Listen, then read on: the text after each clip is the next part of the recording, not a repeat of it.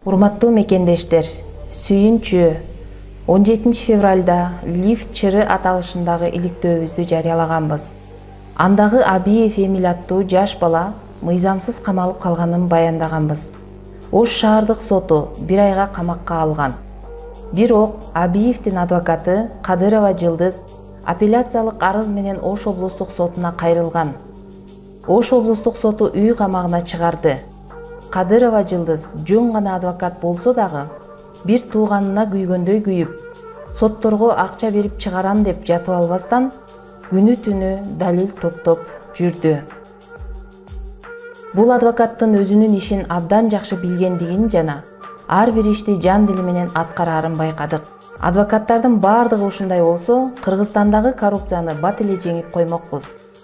Сотторго акча берем деп ооз ачкан жок. Эч кандай коррупцияга аралашпай, адилеттүү чечим чыгарган Ош облусунун сотторуна терең ыраазычылык билдиребиз. Алар дагы Абиевдин алдамчы эмес экенин билишти окшойт.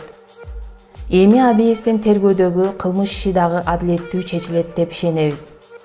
Экинчи дагы бир сүйүнүчтүү кабарыбыз, биз мурда адвокат Жолдошова Нургүл боюнча дагы материал чыгарганбыз. 2018 жылдан бери тергөөдө жүргөн иш сотко өттү. Бул жерде ал соттолуучунун скамейкасында отурат. Жолдошова Нургүл өзү адвокат болуп туруп, этика комиссиясынын мүчөсү болуп алып, соттолуп жаткандыгы боюнча жана мурда дагы кылмыш жазык кодексинин 234 бейбаштык беренеси менен соттолгондугу боюнча Кыргыз Республикасынын юстиция министрине расмий кайрылдык. Жообун дагы жарыялайбыз. Урматтуу туугандар, биз кимдир бирөөнү жалган жерден каралоо үчүн иликтөөлөрдү жарыялаган жокпуз. Ушуга окшогон мыйзамсыздык, адилетсиздик болбосун деген максатта болуп жаткан окуяларды коомчулукка алып чыгып жатабыз.